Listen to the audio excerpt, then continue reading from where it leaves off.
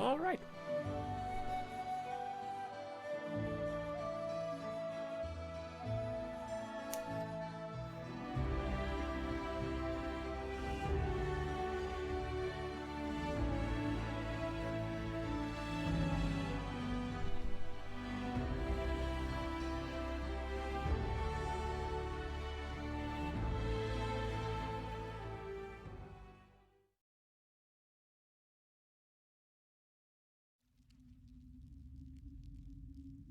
So we will overgrown cavern. Hey, who's that walking over there? A barbarian standing guard at the cave entrance calls over to you coarsely. It's dangerous to walk around here. Better turn back.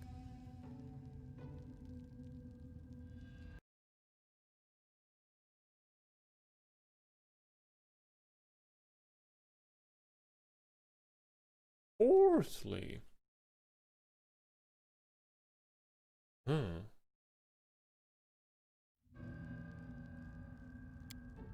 Miri answers something in Halit, the native tongue of the Mirian Kellet tribe.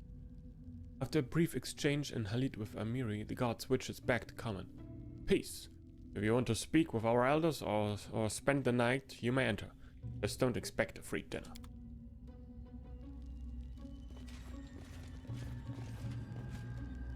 If you're a friend, you may pass. Stay here for the night.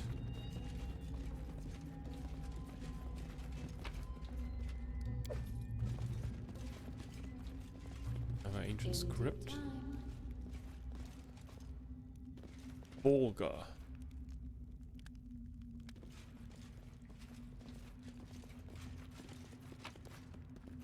Oh, another recipe. I've come up with a new recipe.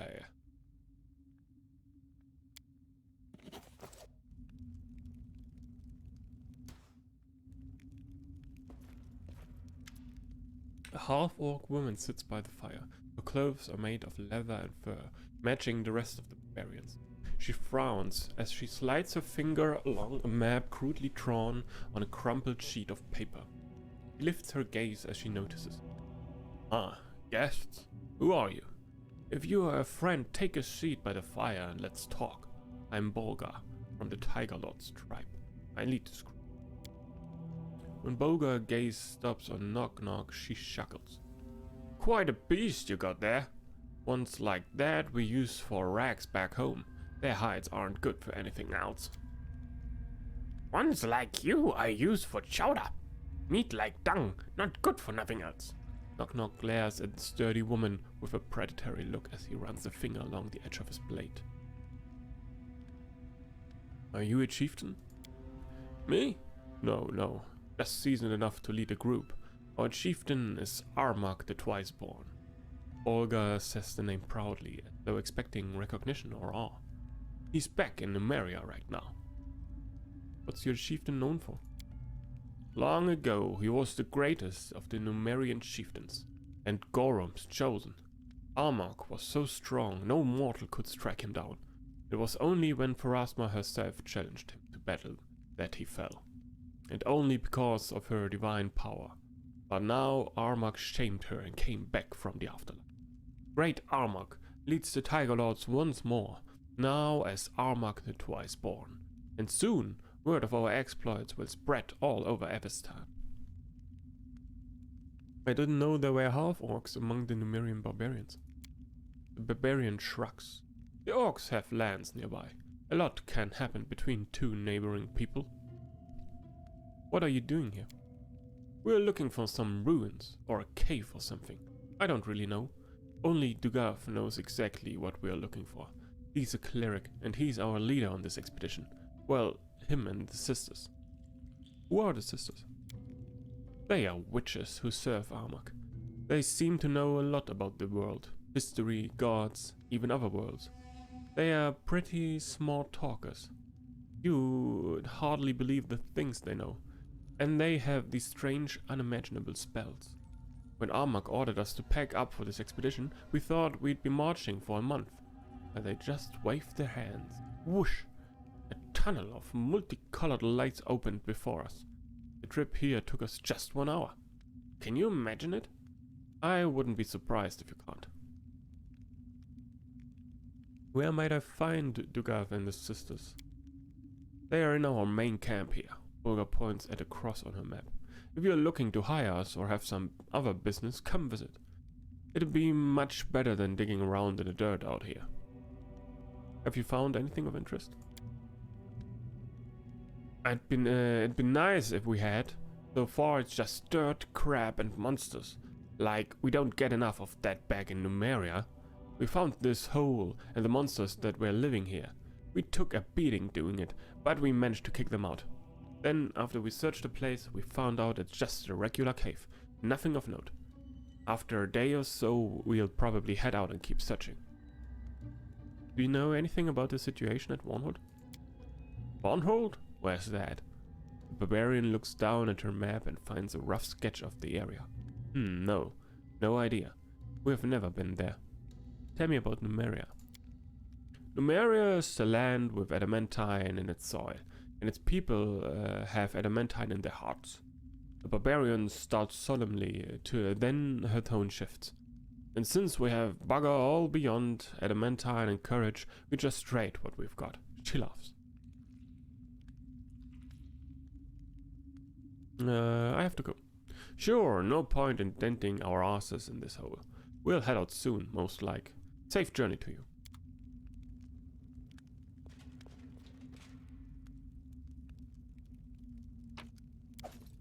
So, these are the people that drove off the Spriggans from their cave, unfortunately.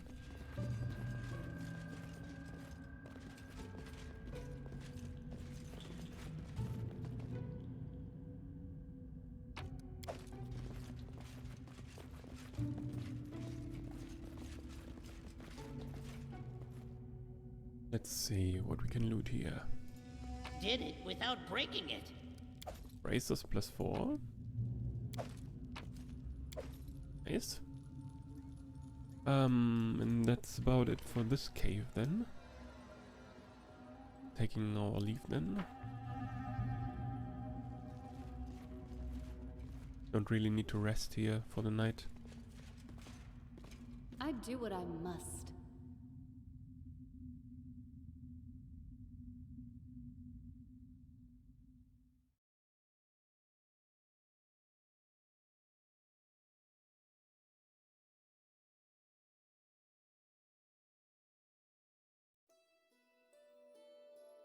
So, then we're continuing our search here in Varnhold.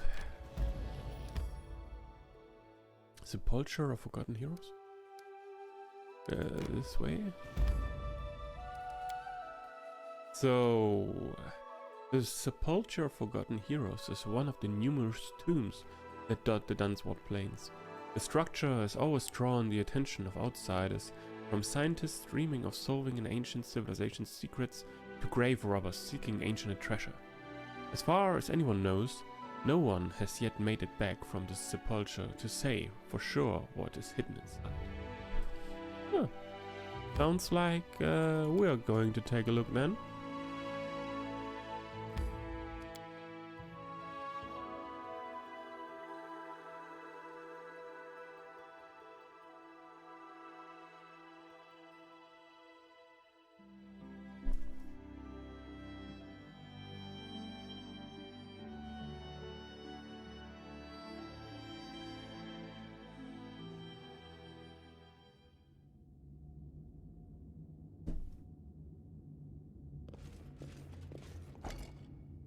A massive stone door blocks the entrance. It has no knobs, buttons or other signs as to how to unlock it. However, a thick patch of moss has been scraped off the door's hinges, hinting that it's been opened recently. Use detect magic. The door radiates a faint transmutation aura. Search for a way to unlock the door. You can't find any physical mechanisms. It seems the door must be opened through some magical means. Try to force the door open. You barely scratch the door. You may as well have tried forcing your way through the rock face around it. So I guess we're coming back later then.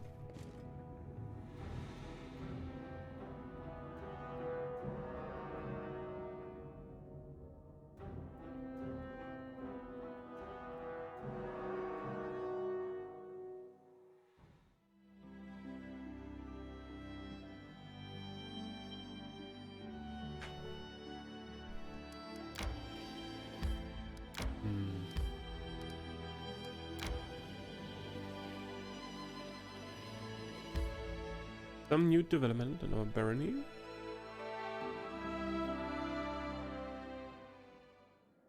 Rats! Rats everywhere! Oh god. The capital is swarming with rats! Rumors describe creatures the size of dogs and hunched figures roaming the catacombs. What is the reason behind this invasion? The situation must be taken under control before the capital granaries are emptied and plague sweeps the streets.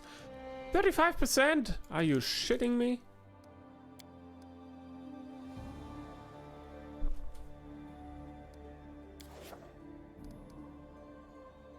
$10 days. 10 days for our trade agreement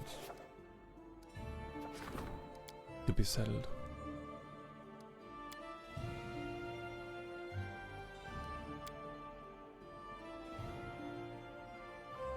I'm going to wait and see if he's any better at solving this issue. 35%.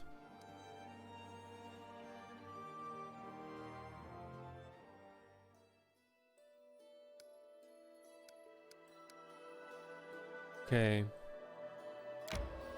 Going back. Where does this route take us? You've spotted the enemies, try to avoid. No!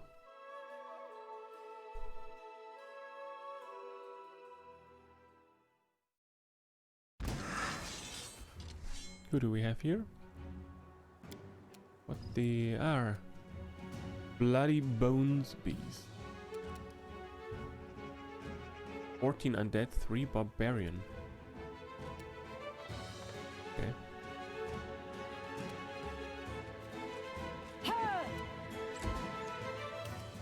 Still have my undead bane weapon on Amiri. I got you dead. Ooh, it takes a lot of hits. Ooh. Repent.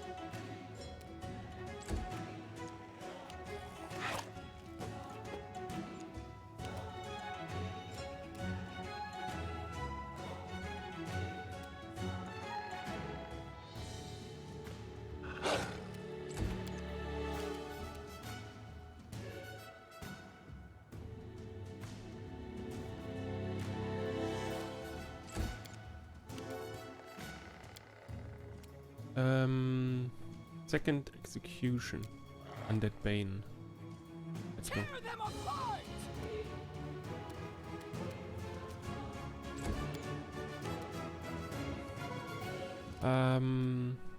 Watching Ray. But I can't use it. Okay, we're going to get a bit closer. And then we're going to cause.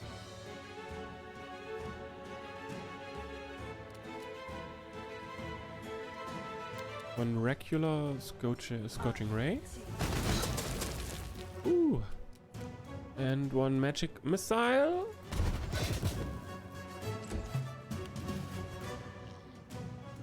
Let us strike as one. Cannot hide from me.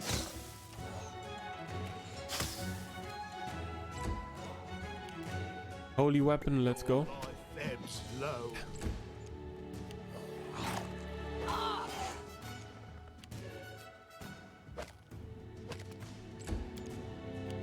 Not used to fighting enemies on fire first. 35 damage and it was reduced. Belt of Giant Strength +4.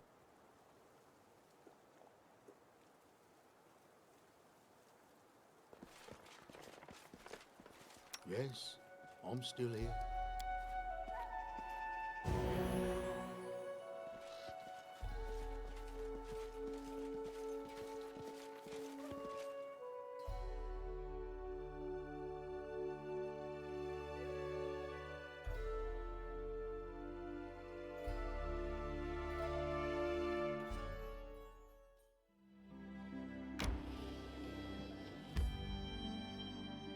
Kellet Barbarian Camp. Ah, that is.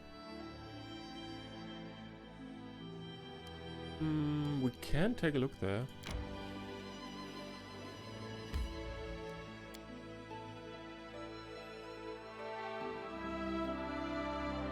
Do we want to take a rest first? Adventures. A fortified camp surrounded by a trench and a stockade. The sounds of its inhabitants can be heard from outside. Voices raised in arguments and laughter. The clanking of swords and the sizzling of meat. Well, yeah, but be prepared for anything. Are there mountains where you're from? You seem like a Highlander. Strong, tough, not like wusses from the plains. There are mountains, yes, but people don't live there. Minotaurs, harpies, dangerous places. I'm from the city.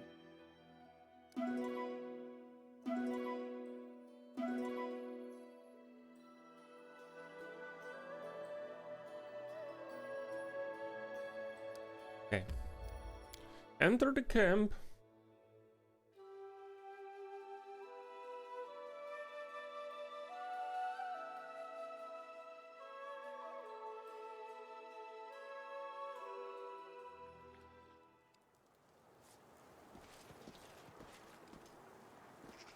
Oh. On the low grounds among the hills, some Numerian barbarians had set up camp. While obviously set up recently as a place to rest, it was thoroughly constructed. Along with the stake palisade, the Numerians had reinforced their camp with a deep moat. Spotting the body of some unlucky thief at the bottom, it seemed they made a good call. Guarding the entrance was our old acquaintance Noble, the man whose group we met in the hills previously. While his greetings was none too friendly, he did invite us to enter and led us to meet his leader. We were led to a man named Dugath, a middle-aged Kellet with a gorgeous mane. Once charcoal black, now salt and pepper, as well as bronze skin, hardened by sun, wind and time, to the point that it almost looked like oak bark. Sounds like he looks like Conan. Speaking with assertive tones, he invited us to dine with the Tiger Lords. That was the name of their tribe, and spend the night in their camp. Any business we might have with the tribe, he said, could be discussed in the morning, once everyone was rested and refreshed. A good thing we rested now. Not wanting to offend the barbarians, who'd proven to be commendably hospitable, we accepted the invitation. Within minutes we were seated by the bonfire with goblets in our hands. As guests, our goblets were wrought of skillfully decorated silver with intricate carvings depicting scenes of battle. Do as I do, Emiri whispers into the Baroness' ear. They really care about tradition here. The cupbearer filled everyone's goblet with wine. When Dugath raised his cup, officially starting the feast, the Baroness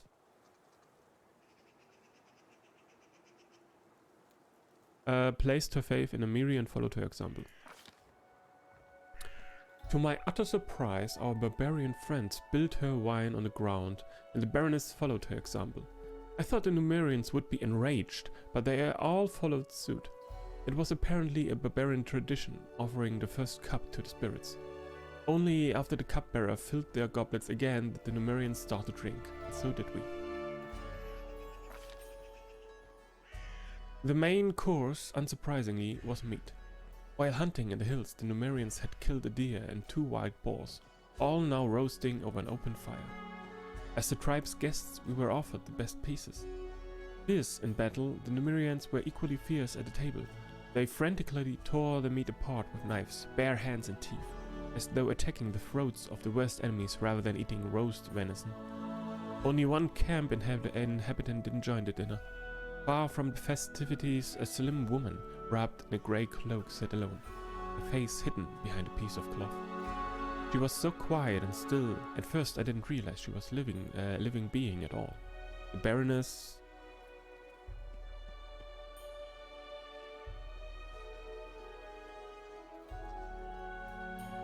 asked the Tiger Lords who she was. Glancing cautiously between Dugard and the woman, one Numerian explained that the woman was one of the defaced sisters, half priestess, half wizard. While they may travel along with the Numerians, they never ate at the same table. Judging by the tones the barbarians used when speaking of the woman, it was easy to tell that none of them held any warm feelings towards these defaced. Maybe they are not simply defaced, maybe they don't eat with them because they are vampires! After everyone had eaten their fill, it was time for entertainment. The barbarians began singing a drawling song in their guttural language, known as Halit. Later, one of the Numerians explained that it was a ballad about a brother and sister who defeated a huge metal spider. The song that followed was a comedic piece about the adventures of a stupid werewolf. The Numerians all sang it together. It was clear that each of them knew that one by heart. Almost everybody clapped to the rhythm, though some thumped their knife handles on their shields, and our half-orc acquaintance Bolga accompanied the song on a bargain. Once the song was over, Dugard appealed to his guests, us, to surprise our hosts. The Baroness decided our best choice would be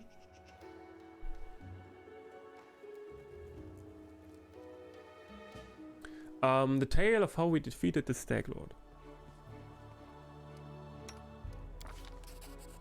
Our tale of battle and heroic deeds was just what the barbarians were looking for. They listened eagerly, chimed in on each detail, and laughed and clapped at the most epic moments. Even Dugard found himself smiling and nodding as he listened to our story. Finally, the drinking and singing came to an end. Only bones remained from the feast. The bonfire had turned down to ash. Satisfied, the Numerians retired to their tents. I beg you, I haven't seen my sisters for several days. I'm afraid they may be in trouble. As you approach the barbarian leader, you can't help but overhear part of his conversation with a woman you recognize from the feast. Her face remains hidden and she sounds extremely worried. This whole land is nothing but trouble. You want me to risk my life and the lives of my people to do your dirty work? Go ahead, ask Armagh to give the order. Oh, but Armagh stayed back in Numeria, which means I am the one making the decisions here.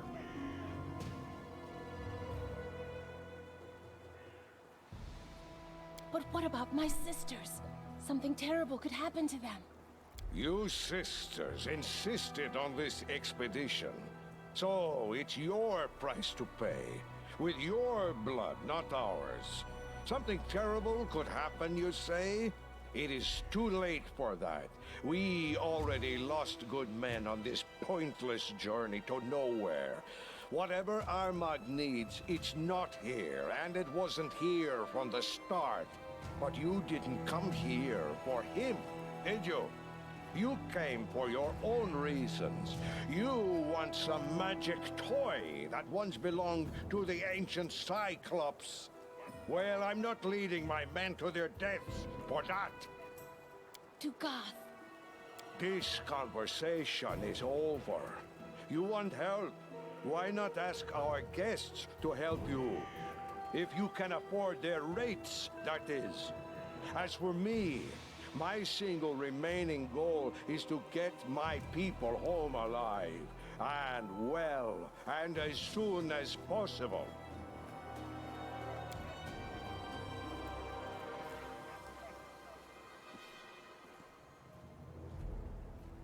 The woman leaves sobbing. Dugard turns to you. Good morning. Well, let's get down to business, shall we? Introductions aren't necessary, Baroness. I know who you are. Let's discuss how we can be useful to one another. Do you know me? How? How do you think? We keep an eye on everything that happens in the region.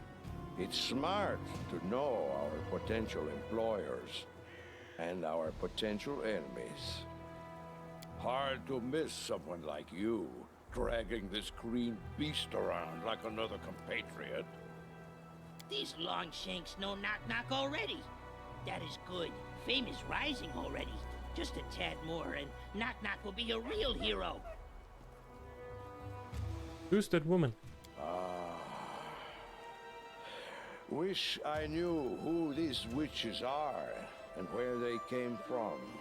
Our chieftain, the great Armagh, the spirits bless him, trusts them as if they were holy oracles. He sent us with them to these dead hills, and none but the sisters and the chieftain himself know why. Who am I to confront the chieftain? So now we wander these lands, chasing the unknown. Do you know anything about what happened in Varnhold? Varnold, huh? Isn't that the village Megar Varn got from the Ristovik Sword Lords? I know Varn. He's not the best fighter, but not the worst. As for what happened there, I wouldn't know. What are you looking for here? I wish I knew. The sisters are looking for something, but they won't tell anyone what it is. I guess it's some antique that used to belong to the Cyclops. Some magic trinket or something. As for me, the only thing I'm looking for is a good reason to quit this nonsense and return to Numeria as soon as possible. Is this how you serve your liege? Don't confuse our chieftains with your king's knight. It's the chieftain who swears an oath to the tribe, not the other way around. Please. I was one of the tribe's elders when he was in his first teeth. There's a whole army of you here. How did you manage to get so far? None of your business, actually. But just to reassure you, we weren't sneaking into your lands without permission. I'll answer. It was magic. The sisters opened some strange tunnel, and we used it to get here from Numeria. Gorham witnessed my words. I'm no coward, but I'd rather march for a month through all the river kingdoms than use that damned tunnel again. It was strange, wrong, just like those witches themselves.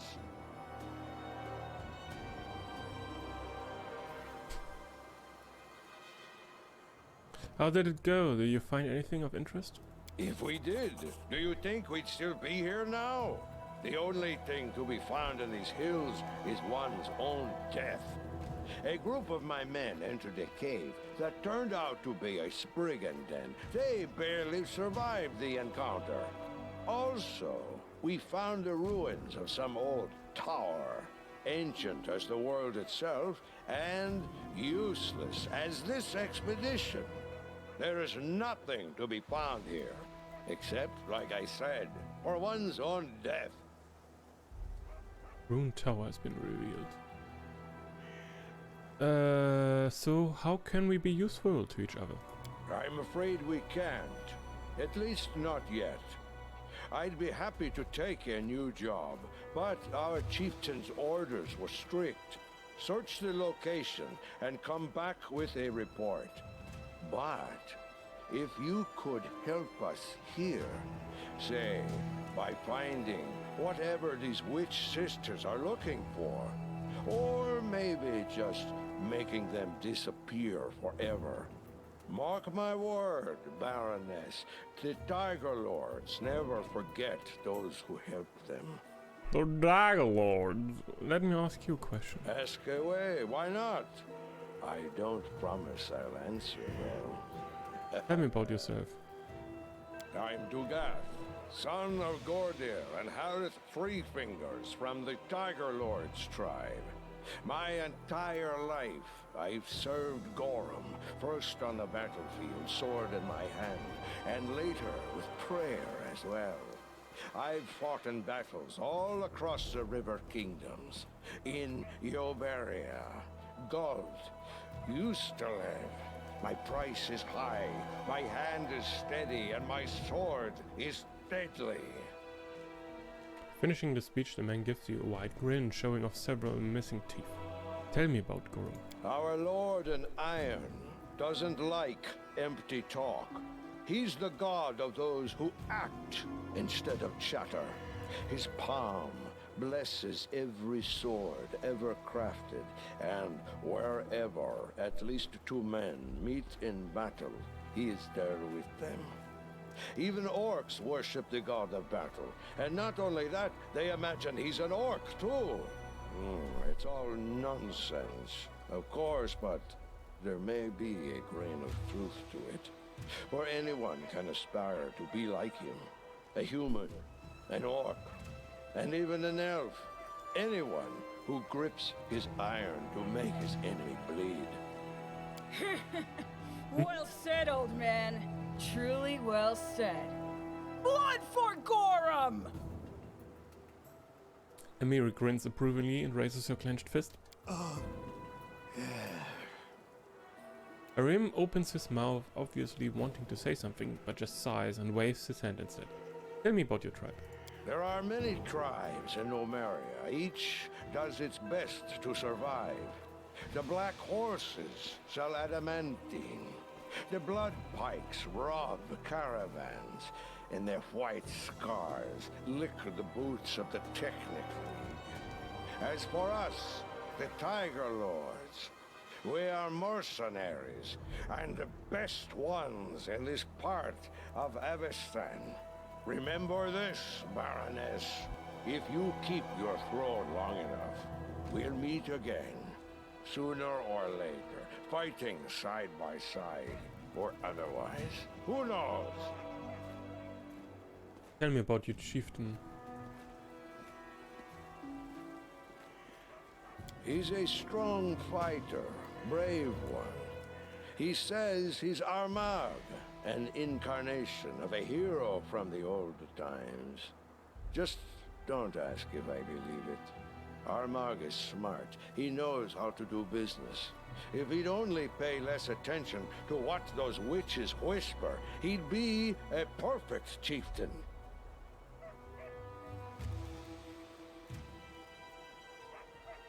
Tell me about Numeria. Eons ago, stars rained down on Numeria. Pieces of metal, both dead and living ones, fell from the sky.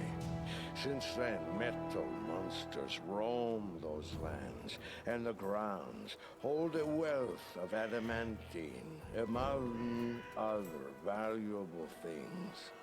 Weaklings don't survive there.